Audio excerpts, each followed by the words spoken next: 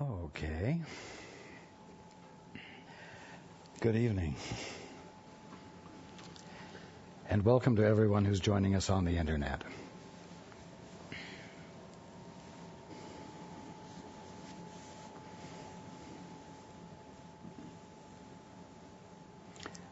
Well, is everyone being offended less and less?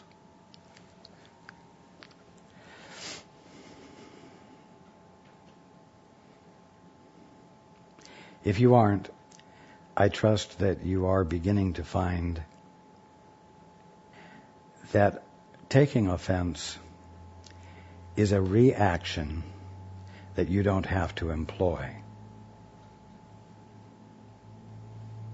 And that there is an option to it. Because the more clear you become on that fact, the less you will be governed by the very thing that keeps you from being a truly effective presence in your world. The more you will find yourself able to be a practical, concrete agent for change. And I encourage you to continue to pay attention. Because whenever you find yourself in a state of reaction, which is another way of saying taking offense, you may know that you are not functioning on all cylinders. And you want to be functioning on all cylinders. You really do.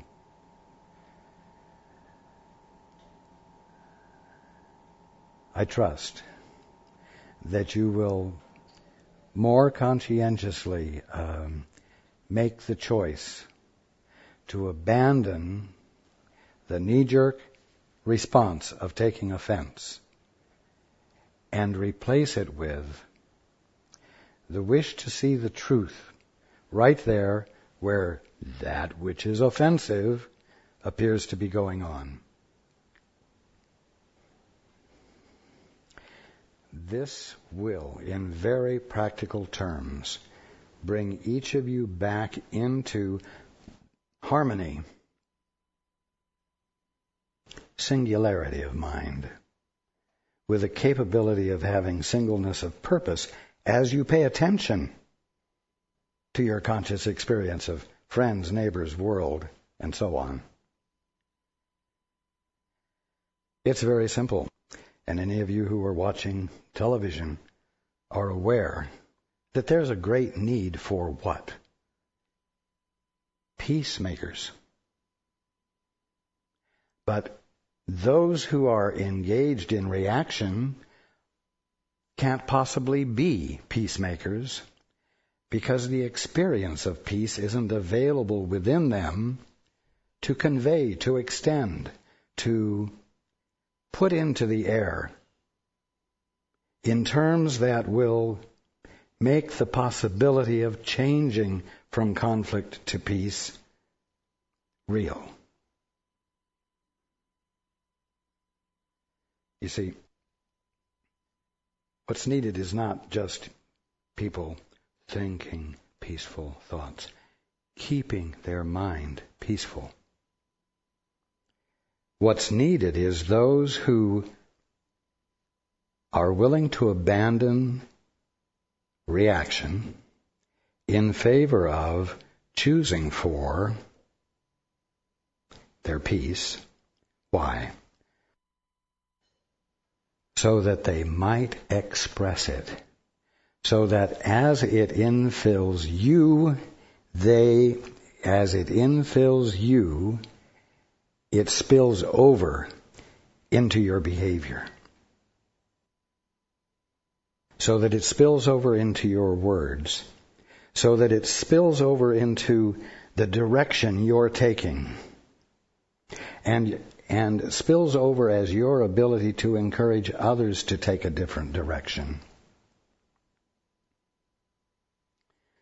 Let's go into the book. This section is called Seeking and Finding. Sounds good, doesn't it? Seeking and finding. Now, the ego is certain that love is dangerous. And this is always its central teaching. It never puts it this way. On the contrary, everyone who believes that the ego is salvation, in other words, that their point of view constitutes their salvation, is intensely engaged in the search for love. Yet the ego, though encouraging the search very actively, makes one proviso: do not find it. Its dictates, then, can be summed up simply as seek and do not find. This is the one promise the ego holds out to you, and the one promise it will keep. For the ego pursues its goal with fanatic insistence, and its reality testing, though severely impaired, is completely consistent. Anybody understand what that meant? Let's go back. The ego is certain that love is dangerous. Even humanly speaking, you would have to say that if you dare to become involved with another, with love, that it causes you to be vulnerable, right? Love is unprotected. Love is the willingness to simply be genuine. Love is the willingness to express your deepest feelings. Love is your comfort level that allows you to honestly share yourself.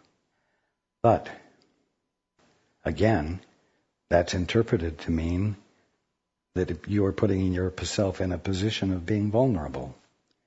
So even at a human level, the ego is certain that love is dangerous. What you're not aware of is that this is always its central teaching. And why? Well, what is the ego? The ego is the ideas, the theories, the definitions of your world and yourself that you have given yourself after you got a divorce from the Father and said, I'm just a human being. There may or may not be a God, but I exist. You see. And when you got this divorce from your father, you abandoned your birthright. You didn't know that was going to happen. But that is what happened. So you're now poverty-stricken. You're now an orphan without an inheritance. You are a presence without a source other than what you perceive to be your very own mind. You're private, in other words, and you're separate from everything else.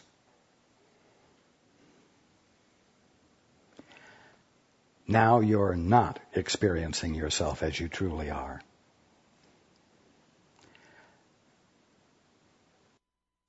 And in that frame of mind, as we've said before, you have taken this new situation, this new experience of being, with its vulnerability, with its loneliness, with its isolation, even though you're in the middle of an infinite universe and millions of brothers and sisters. And you have taken this sense of life as a challenge to succeed on your own. and to build up a sense of yourself, a picture of yourself, a definition of yourself, one that has increasing, ever-increasing substance and ever-increasing respectability. And you engage in proving to your brothers and sisters, who are all unlike you because they're orphans as well, having no father, having no relationship with you other than by association. And you live life totally alone, totally isolated. And you have developed theories. You have developed explanations. You have developed what you could call programs of behavior and programs of thought. Some of them you called manners. Ways to relate to your brother that will get the maximum out of the relationship. And you have found that if you're relatively kind, you will be met in kind by your brothers. And so you have developed a theory of love. But always what love means at the bottom line is whether you're getting stroked by your brother, what you're getting from your brother. Is my brother confirming my value? Is he confirming my value enough? Am I getting enough nourishment from my brother? And if not, why not? And all of this develops into what is called social behavior. You see, that's not love.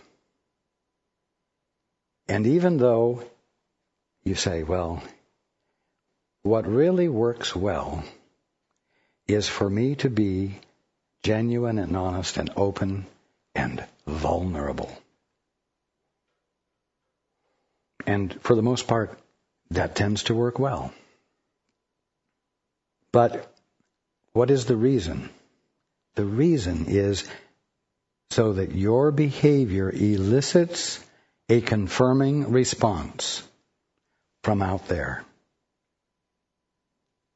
To the degree that you develop this skill well, you're able to credit yourself more and more with being a reasonable and contributive social creature. And so you are building and substantiating your sense of who you are. And of course, this is the number one goal, because in your divorced state, in your orphanhood, you don't experience any self-worth independent of the feedback you get from your world. Because, of course, your birthright box is empty. Now, the fact is, and what all of you are at the threshold of making sense out of, I mean, I know you know all the words, you know the theory, and you like it, but making sense out of it so that it becomes incorporated into your experience is what you're still on the threshold of.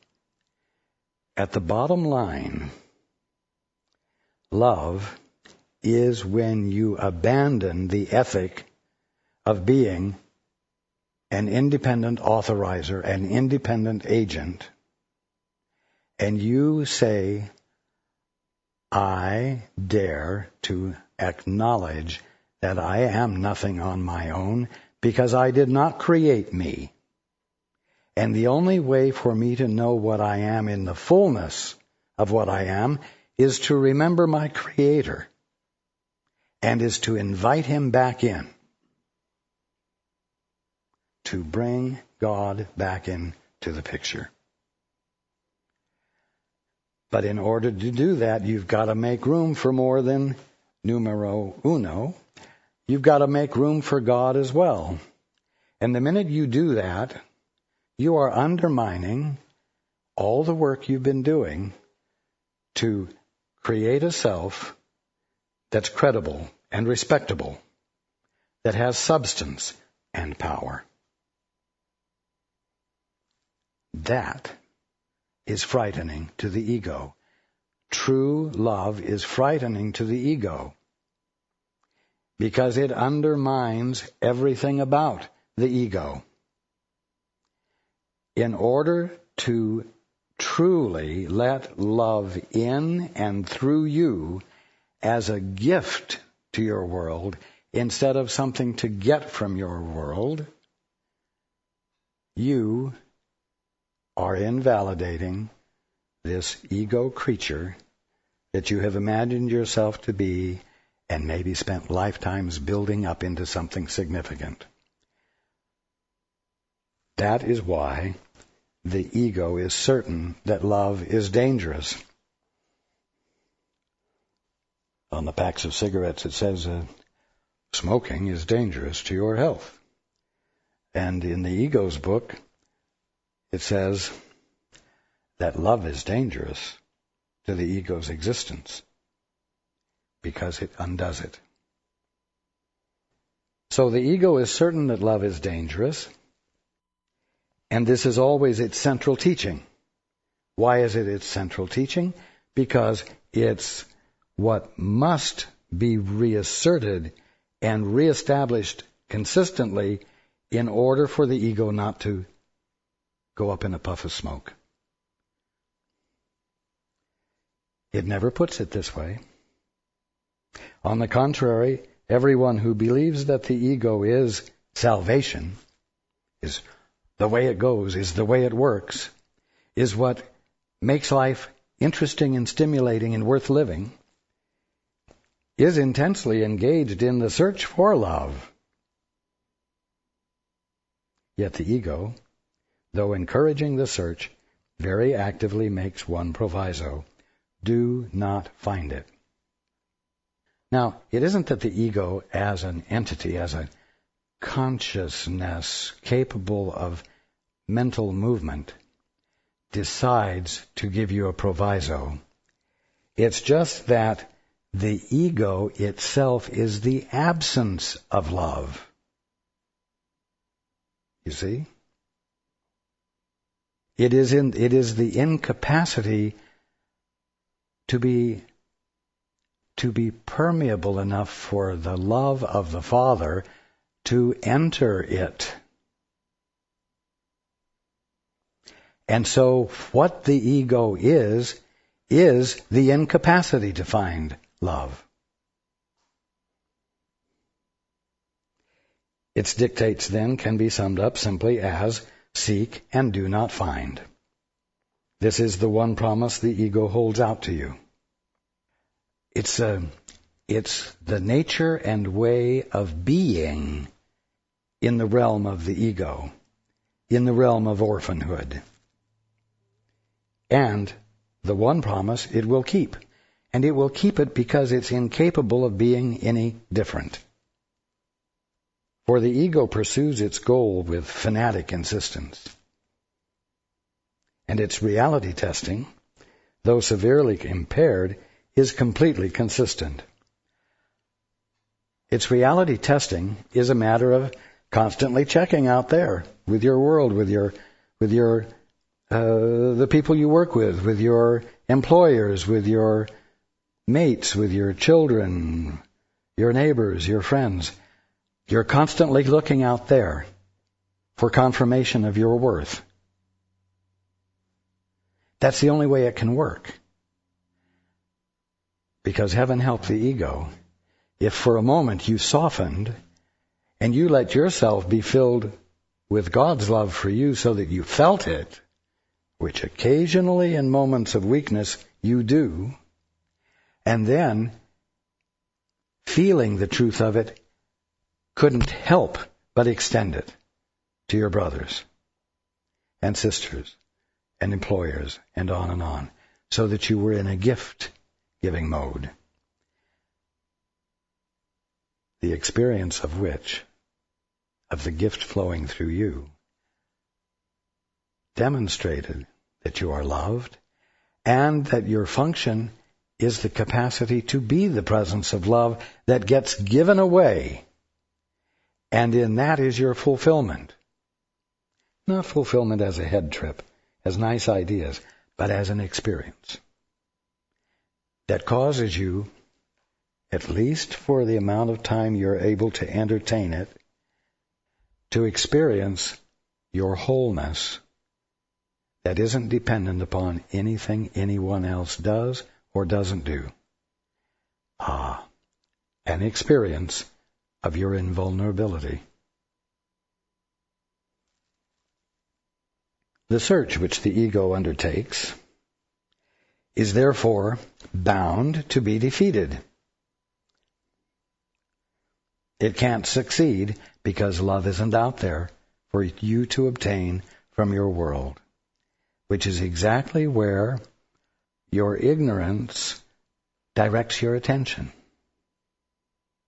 So, this is important. The search which the ego undertakes, which you undertake, from the premise of your ignorance of who you are, is therefore bound to be defeated.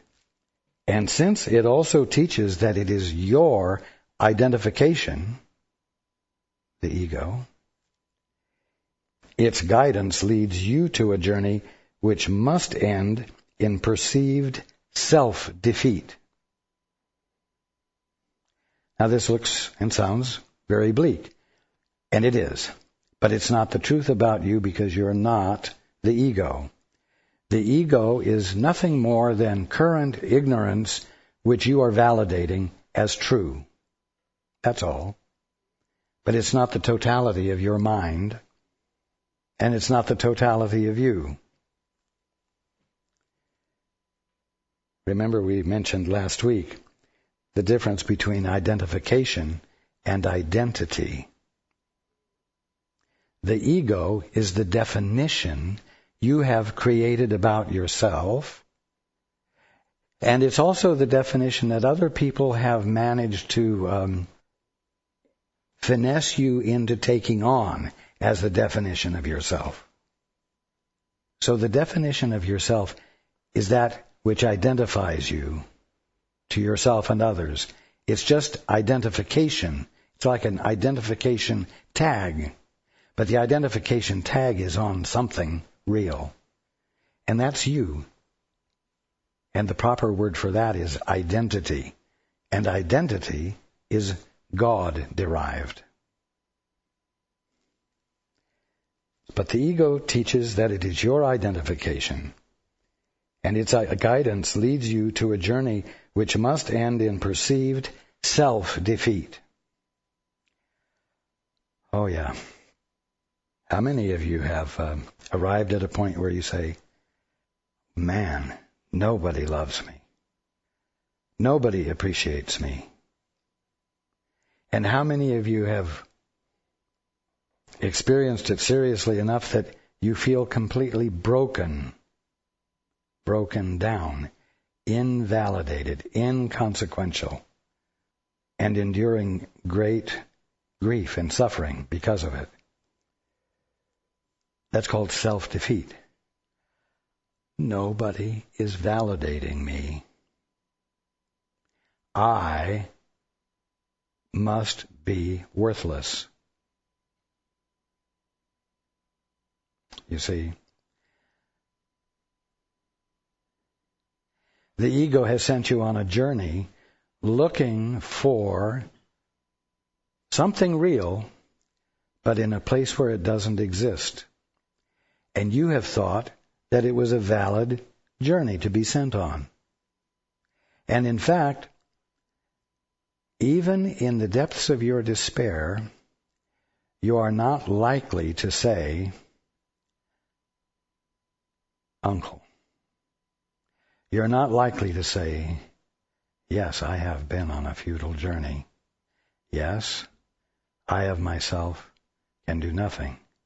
Yes, I of myself, all by myself, am nothing, and I'm going to stop trying to be something, become something, and demonstrate it to everyone else and get their agreement. I'm going to go into the emptiness that I'm feeling, and because even without everyone else's approval or anyone else's approval, I'm still here. And I'm not busy creating myself. In fact, I don't have enough gumption or energy to even try to make something of myself. But nevertheless, here I am talking to myself. Here I am conscious. Here I am experiencing being. So evidently I'm not responsible for myself. Something is. I'm going to reach out to it. I'm going to risk the chance that indeed this something that is responsible for my being in this deplorable state that I'm in, with no gumption or courage to take on the fight any longer, I'm going to risk the chance that it's there and that it will respond. Now you're at the first stage of prayer. You're at the threshold of really not giving your total allegiance to your ego. You're at the point of inviting something else in and breaking the isolation. This is exactly why the ego is certain that love is dangerous. So, the ego teaches that it is your identification, and its guidance leads you to a journey which must end in perceived self-defeat. And you've got to let that defeat be defeat. What happens, though, is generally somewhere from some reserve way, way deep inside of you, you say, I'm just exhausted. All I need is a little bit of rest, and I can take on the challenge again.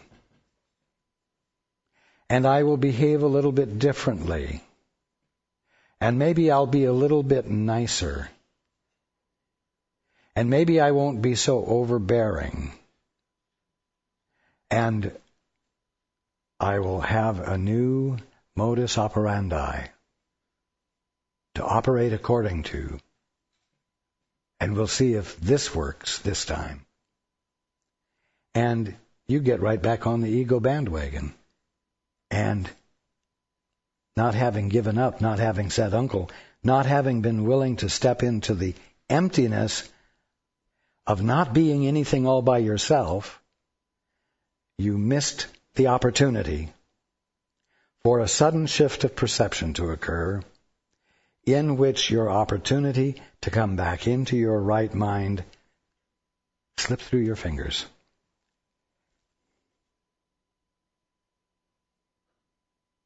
If you understand that in this process of returning home to the Father, returning back to your right mind, is going to feel like defeat to this independent, self-authorizing entity that you have been creating. If you know that, then you will not take the bait, and you will not get back on the bandwagon, and your sense of failure will not be interpreted by you as your being on the wrong track. You will be able, at least intellectually, to say, wow, if it feels this bad, I must really be on the right track. And I'm not going to abandon this grievous feeling of self-defeat and being nothing.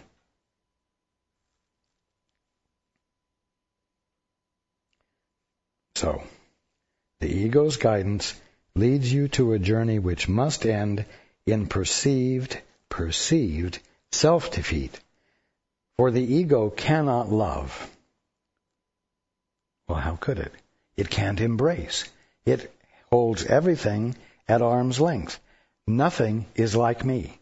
Everything is different. I am unique.